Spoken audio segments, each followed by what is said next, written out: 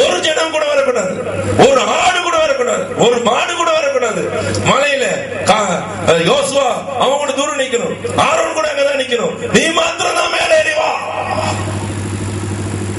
ஆனா ரத்தம் தெளிச்ச பிறகு அவர் இறங்கி வந்து பேசுறது ஜனங்க பார்த்தாங்க, அவருடைய மகிமையை பார்த்தாங்க, அவருடைய சத்தத்தை கேட்டாங்க, அக்னியில இருந்து சத்தத்தை கேட்டாங்க. காரணம் ரத்தம் தெளிக்கப்பட்டாயிற்று. ஸ்தோத்திரம் சொல்லுங்க. இது பழைய ஏற்பாட்டு காலம். புதிய ஏற்பாட்டு காலத்துல கர்த்தராகிய இயேசு கிறிஸ்துவின் ரத்தம் தெளிக்கப்பட்ட பிறகு என்ன நடந்தது? மோசே அதுக்கு மேல ஜனங்கள் ஆலயத்துக்குள்ள போல ஜனங்களே ஆலயங்களாக மாறிட்டாங்க. நீங்களே ஆலயங்களாக மாறிட்டோம். இப்ப நாமளே தேவனுடைய ஆலயமா மாறிட்டோம். வேதம் சொல்லுறது கர்த்தர் இன்றைக்கு நமக்குள்ளே வந்து வாசம் பண்ணுகிறார். ஸ்தோத்திரம் சொல்லுங்க.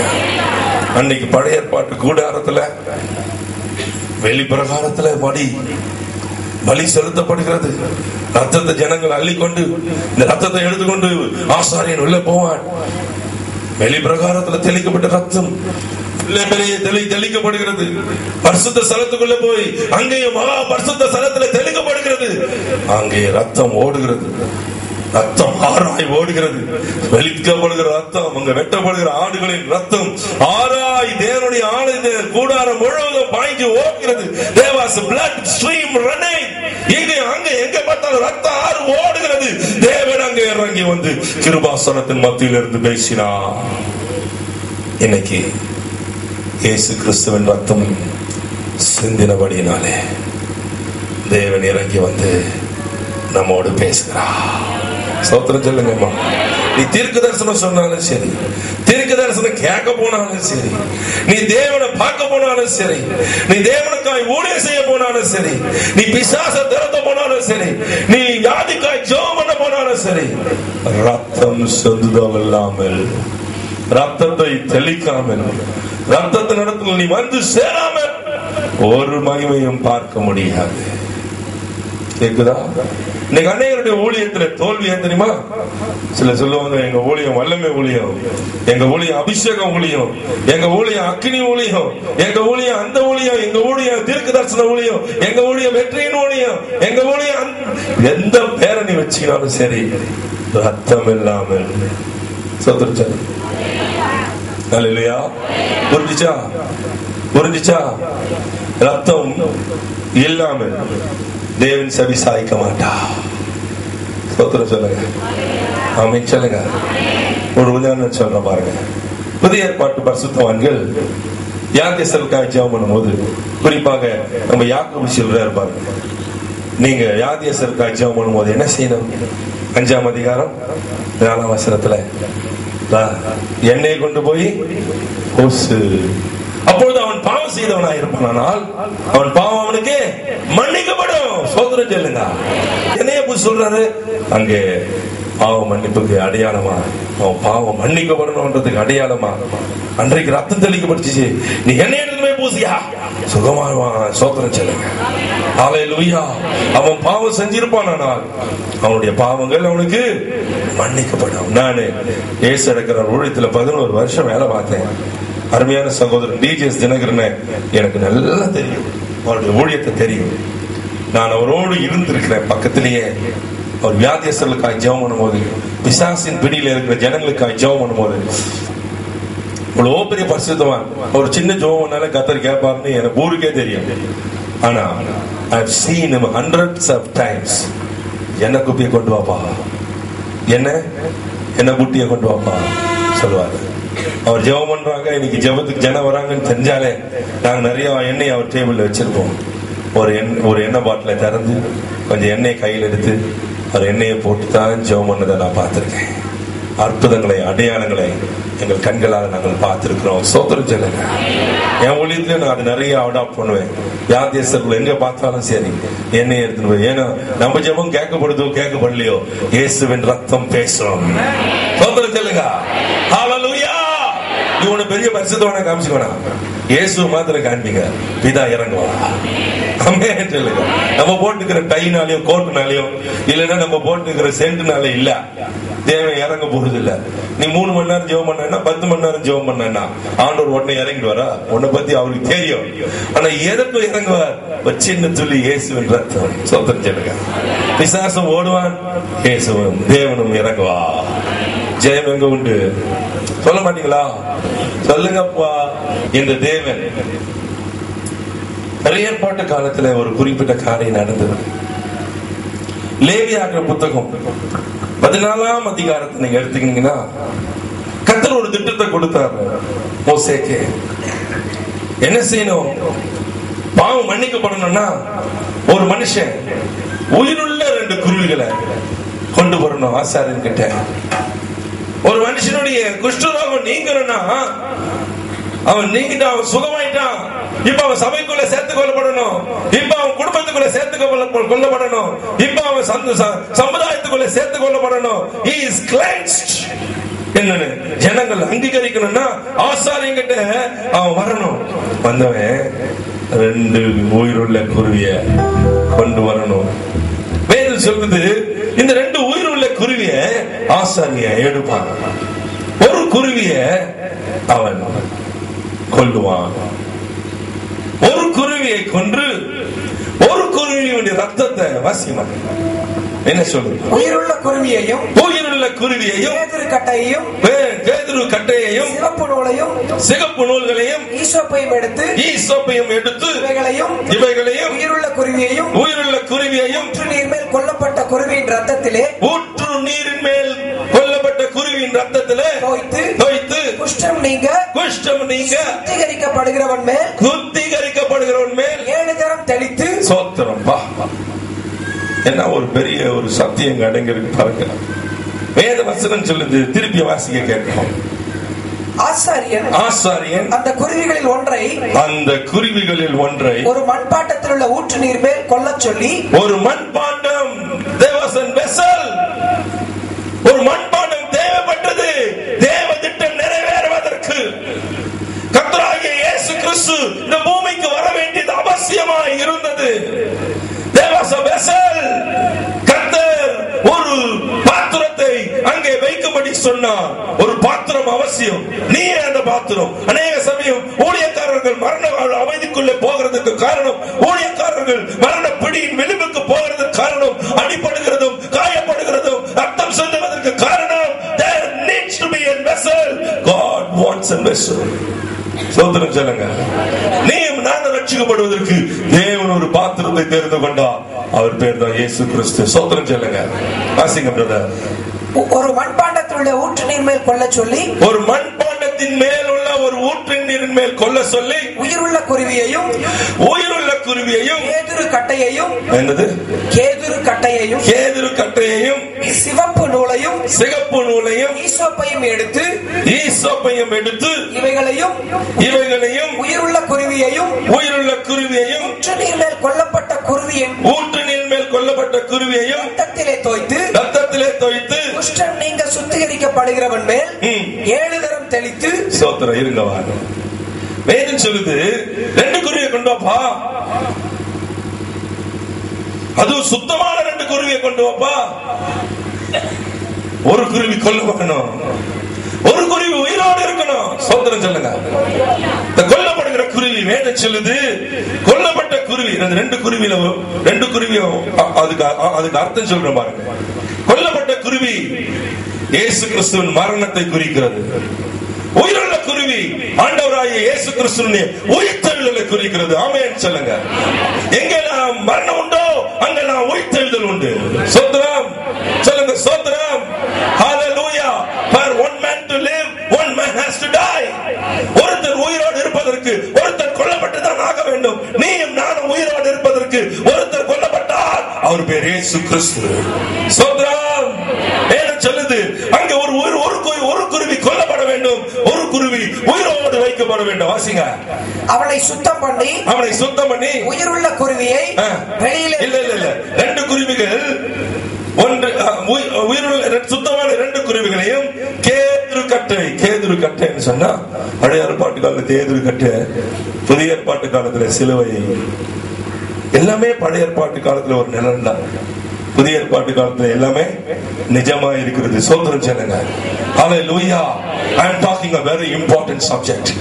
இதுக்குள்ளே நீ வரலனா, இதை புரிஞ்சுக்கலனா, இதை நீ தெரிஞ்சுக்கலனா ஊழியமே செய்ய முடியாது. சோதரம் சொல்லுங்க. இதுவரைக்கும் பரிசுத்தம் நாங்க பேசிட்டு இருந்தோம்.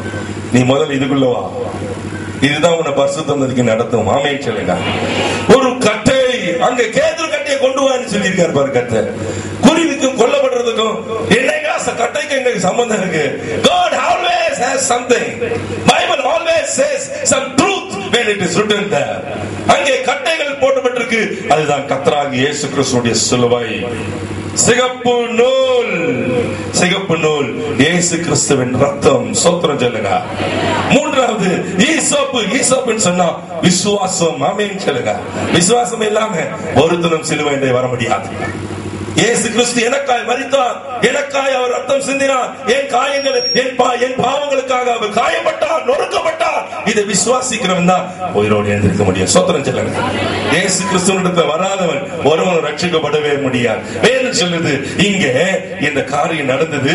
உயிருள்ள குருவியையும் கட்டையும் சிவப்பு நூலையும் யோசேப்பையும் எடுத்து இவைகளில் உயிருள்ள குருவியும் ஊற்றினின் மேல் கொல்லப்பட்ட குருவியின் ரத்தத்திலே தோய்த்து குஷ்டம் நீங்க 7 முறை. ஏன் 7 முறை தெளிக்கணும் சொன்னார்?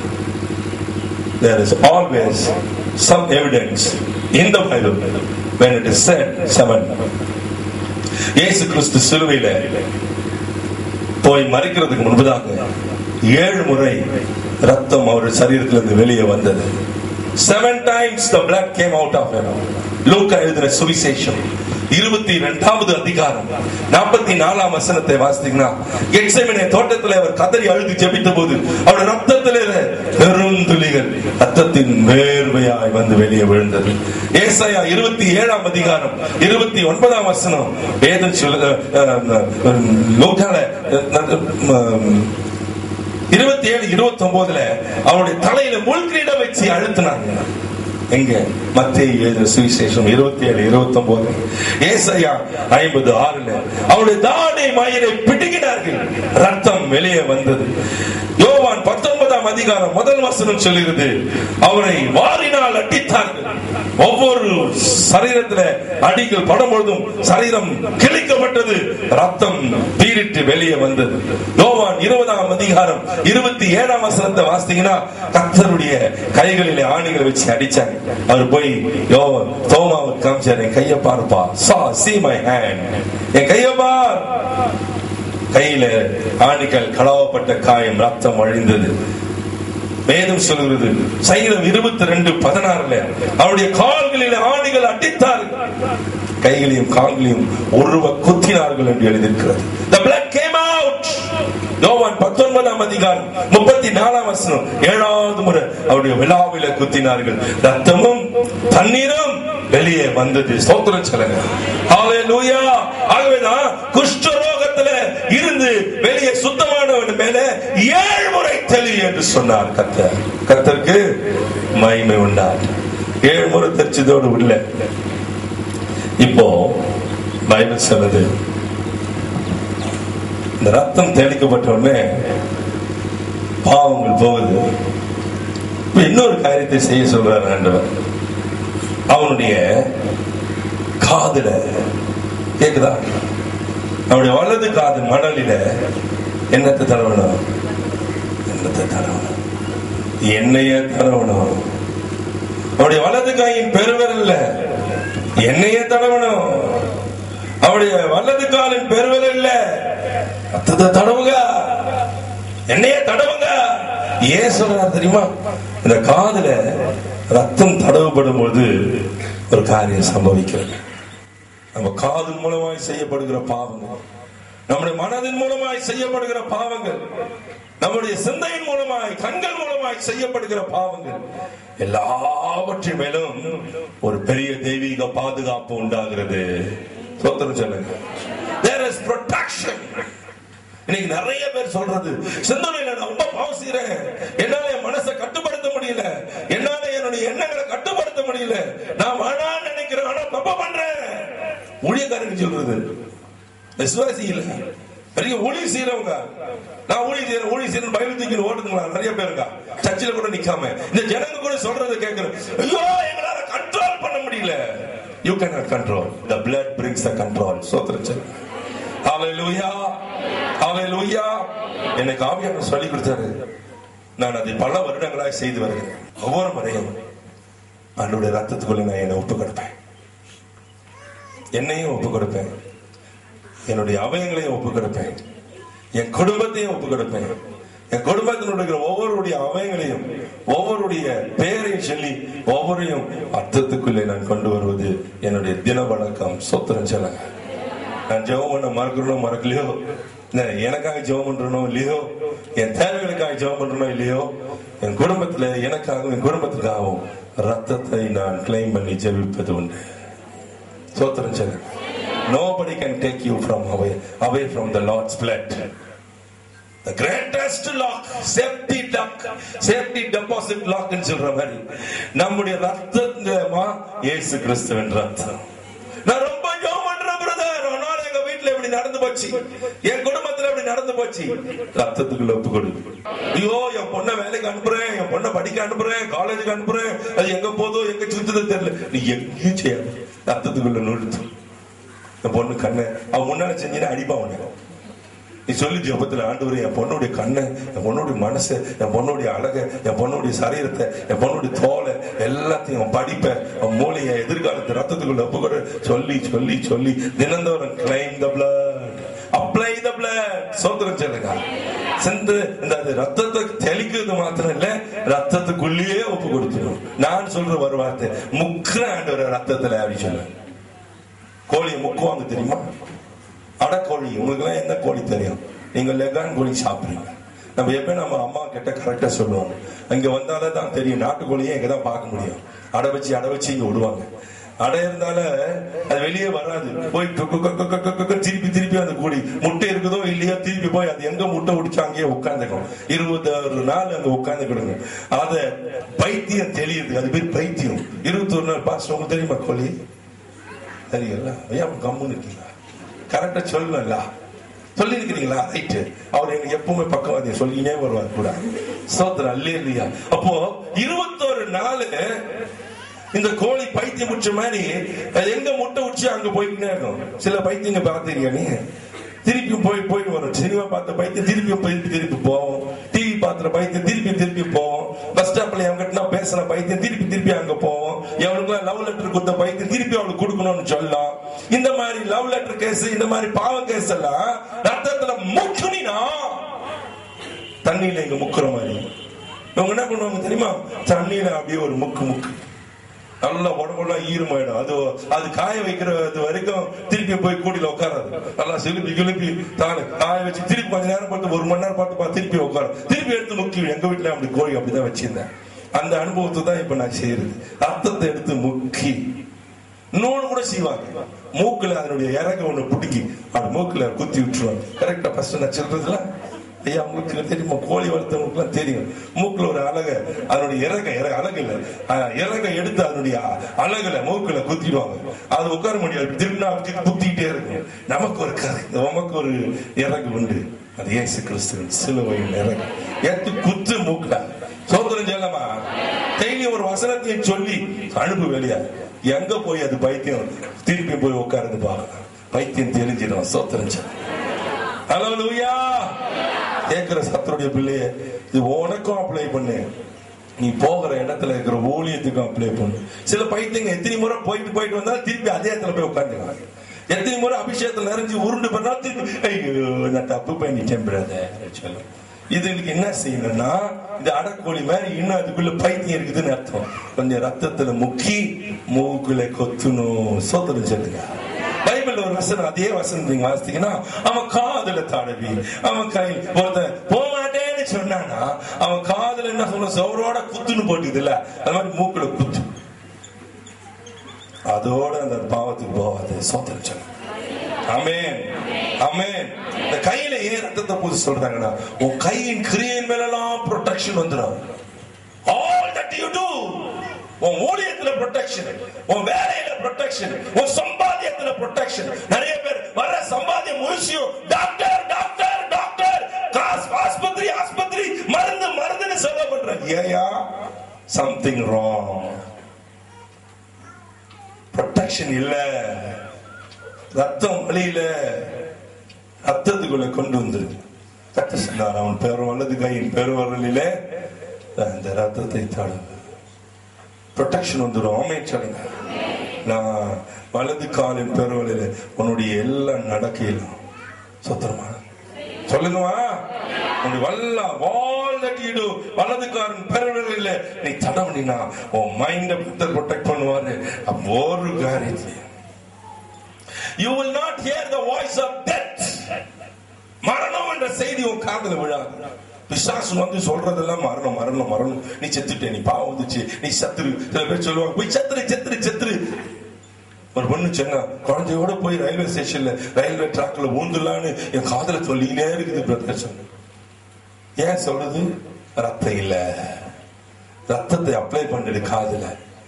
உனக்கும் மரணம் இல்ல, நீ போகிற இடத்துல மரணம் இல்ல. சோத்திரம் சொல்லு. நான் பேய் ஓட்டிட்டு வரேன், அது போய் திருப்பி வந்துருது பிரதர். ஏன் வருது தெரியுமா? நீ பேதம் ஓட்டின, அவங்களுக்கு ப்ரொடெக்ஷன் கொடுக்கல. You have not given the protection. சோத்திரம் சொல்லுமா, சோத்திரம் சொல்லுங்கம்மா. ப்ரொடெக்ஷன் அங்க வரணும்னா அங்க ரத்தம் வரணும். ஆமென் சொல்லுங்க. ரத்தம் ஜெயம், ரத்தம் ஜெயமே, இயேசுவின் ரத்தம் ஜெயமே.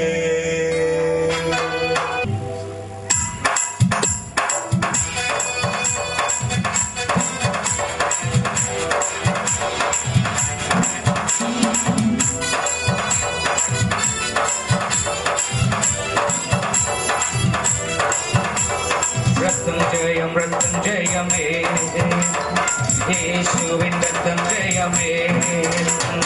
ரத்தம் ஜெயம், ரத்தம் ஜெயமே, இயேசுவின் ரத்தம் ஜெயமே. ரத்தம் ஜெயம், ரத்தம் ஜெயமே, சிலுவையின் ரத்தம் ஜெயமே. ஆதிபிதாதாம் செய்த பகை நீக்கி பரமபிதாவோடு நம்மை சேர்த்திட்டதே. மகிமைக்கான திரையை கிழித்து மகா பரிசுத்த ஸ்தலம் சேர்த்திட்டதே. இயேசுவின் ரத்தம் ஜெயமே, ரத்தம் ஜெயம், ரத்தம் ஜெயமே, ரத்தம் ஜெயமே. இந்த ரத்தத்தினாலே நமக்கு கிடைக்கிறதான சில நன்மைகள், வல்லமைகள் குறித்து உங்களோடு பேச போறேன். எழுதிக்கங்க கட கட கட குயிக்லி ரைட். பின்னால இதை மறந்துட கூடாது.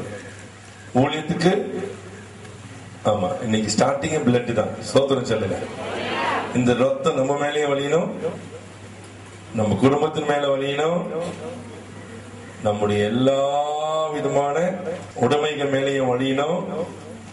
அப்படி வளைஞ்சிருச்சுன்னா பிசாசு நம்மை தொட முடியாது.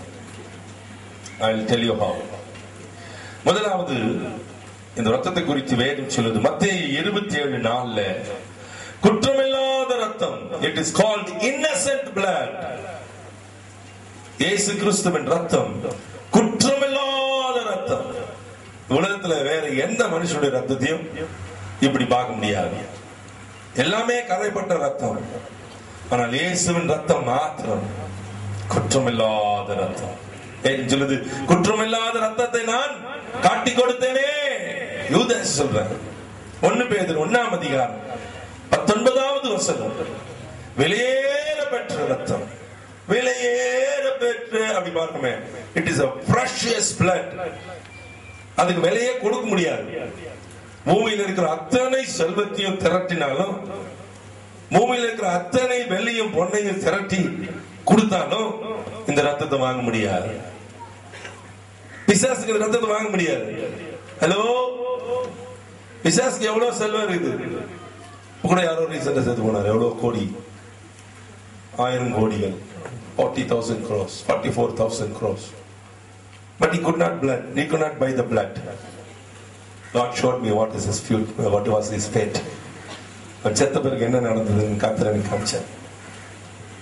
ஆனா பிசாசால அதை வாங்க முடியாது. இல்லன்னா பிசாசு ரட்சிப்பட்டு இருப்பான். இன்னைக்கு ஏன் உன் பின்னால ஏன் பின்னால அலையறான்? அந்த ரட்சிப்பு கொஞ்சமாவது அந்த நிழல்ல கொஞ்ச நாள் நிக்கலாமான்னு பாக்குறான். ரட்சிக்கப்பட்டவன் பின்னாலதான் வருவான், ரட்சிக்கப்படாதவன் பின்னால வரமாட்டான். ஏன் வரமாட்டான்? நிறைய பேர் சொல்றாங்க அவன் கையில தான் இருக்கிறான். இல்ல, உன்கிட்ட தான் தேவ பிரசன்னம் இருக்குது, உன்கிட்ட தான் தேவ மகிமை இருக்குது, அதுலதான் இளைப்பாறுதல் இருக்குது. அவனுக்கு இளைப்பாறுதல் உன் பின்னால வந்தாதான். அது நேரப்பட்டாதா இல்ல நான் கொஞ்ச நாள் நம்பியாது ஏற்படும். பேதுரு நேரப்பட்டாலும் சுகமாக வேணும். அந்த மாதிரி ஒரு நேரப்பட்டாலும் எனக்கு ஒரு ஆறுதல் கிடைக்குமா? சாத்தான் என்னதான் அதிகாரத்தை இன்னைக்கு வச்சு செயல்படுத்தினாலும் அவன் மனசுல ஆறுதல் இல்லை, அவன் இருதயத்துல சமாதானம் இல்லை. அவனுக்கு தெரியும் அவனுடைய முடிவு. ஆகவே அவன்